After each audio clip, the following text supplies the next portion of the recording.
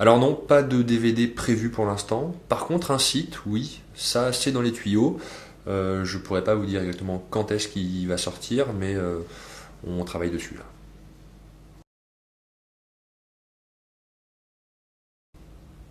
Ouais, alors Chips, ça vient d'où? Bah, ça vient de tests hein, qu'on a fait sur le tournage. François devait dire juste une phrase qu'ensuite on a essayé de modifier. On a vu que c'était, bah, il trouve que c'était des chips là qui étaient dans la coupelle et non pas des olives. Donc on a testé avec juste le chips et ça lui donne un côté très psychopathe qui nous a beaucoup fait rire sur le tournage. Et en plus, on était content parce que pour une fois, ce qui nous avait fait rire sur le tournage avait aussi fait rire les gens sur Internet. Et voilà, j'aime bien ce côté un peu gimmick où non seulement on voit que le personnage est fou, mais qu'il a une façon de parler très particulière. Et quand il s'agit d'être fou, François le fait très bien. Alors le budget moyen d'un épisode, c'est quand même le fruit d'un savant calcul, puisque bon, on est indexé sur le cours du baril de pétrole. Donc bon, ça peut varier, mais heureusement, le coût de la pizza, lui, reste fixe, puisqu'en fait, ce que je paye, c'est grosso modo ce qu'on mange. Donc bon, on est une petite dizaine, donc ça fait, je sais pas, une soixantaine d'euros de pizza. Oui, parce que bon, c'est quand même de la malbouffe, hein, faut le dire. Il est arrivé une fois d'avoir des vraies salades de pâtes, des quiches, etc. Mais c'est un petit peu compliqué à faire tout le temps. Donc on bouffe très mal. Et sinon, le budget d'un épisode, bah, c'est éventuellement ce qu'on casse. Donc quand il y a un projecteur qui traverse une vitre, et ben on paye la vitre.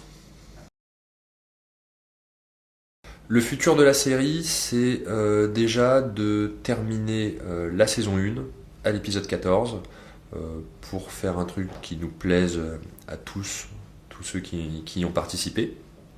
Et ensuite, de réfléchir, est-ce qu'on fait une saison 2 ou pas? Si oui, dans quelles conditions? Si oui, pour dire quoi? Sinon, qu'est-ce qu'on fait d'autre? Voilà, là il reste, à l'heure où je vous parle, il reste 2 épisodes à écrire et à tourner. On peut pas parler de futur de la série, de nouvelles directions. Là, on va déjà conclure la première saison. À quoi est-ce que je ne pourrais jamais dire non? Euh, Est-ce qu'il faut que je réponde honnêtement ou j'ai peur que ce soit un... Ah, j'ai fait.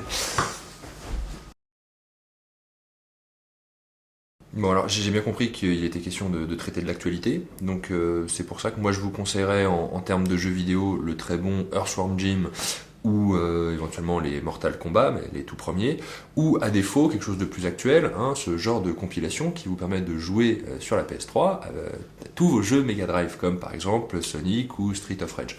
Donc ça c'est vraiment super. Après, en matière de cinéma, de film, évidemment l'excellent Bienvenue à Gattaca, hein, qui est quand même un chef-d'œuvre. Sinon, plus profond peut-être, Funnyman. Funnyman avec quand même Christopher Lee, qu'on retiendra pour cette magnifique réplique, pas de Christopher Lee, mais d'un autre personnage qui dit «Ah non, s'il vous plaît, remettez-les dans le sac», en parlant d'une poitrine et d'un soutien-gorge. Et puis, sûrement un must du genre, Ninja Condor 13. Donc Ninja Condor 13, je vous laisse quand même regarder un petit peu les photos derrière, et puis cette grande phrase, un maître a toujours des problèmes. Voilà. Donc ça, pour les longues soirées d'hiver, exceptionnel. Après, en matière de littérature, donc là on a du lourd. Bon, bah, Des fleurs pour Algernon, ça c'est vraiment très bon roman d'anticipation. C'est très bien écrit. Justement, le Becherel d'orthographe, pour tous ceux qui veulent bien écrire, c'est important. Enfin, je vous conseillerais bien volontiers Les preuves de la réincarnation, ne serait-ce que pour la qualité de sa photo. Voilà. Et puis enfin, pour terminer, peut-être sur une touche d'humour, quelque chose d'un petit peu plus léger, et puis d'intemporel qui réjouira petits, grands et grandes, eh bien Le Marchand de Fessées, qui est une œuvre tout à fait savoureuse. Alors, est-ce que je préfère cracher des boules de poils ou renifler derrière des gens? Bon, là, en fait, c'est assez simple hein, comme question, puisque, étant donné que j'ai tendance à faire un peu d'asthme, Du coup, cracher des boules de poils, je vois à peu près ce que ça peut être. Donc ça m'attire pas vraiment, il n'y a pas vraiment de nouveauté, il n'y a pas de challenge, alors que renifler le cul des gens à chaque fois que je dis bonjour, ça pour le coup c'est original, ça prolonge une expérience. Donc je veux renifler le cul des gens quand je leur dis bonjour. Eh bien, amis visiteurs, j'ai juste envie de vous dire de continuer à arpenter ce site fort sympathique. Et puis, bah, si vous avez le temps et si le cœur vous en dit, venez jeter un œil chez French Nerd et toutes les merveilles qu'on y trouve. Voilà. Et enfin, puisque tout à l'heure j'ai oublié de parler des gadgets, puisqu'on m'avait aussi demandé quel gadget conseiller.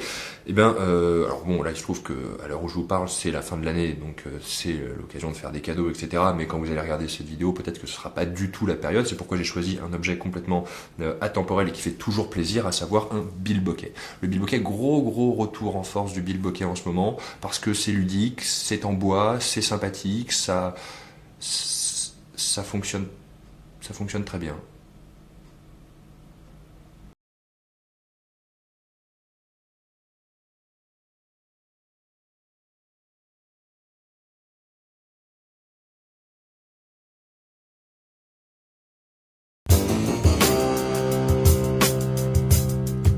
Feels so good.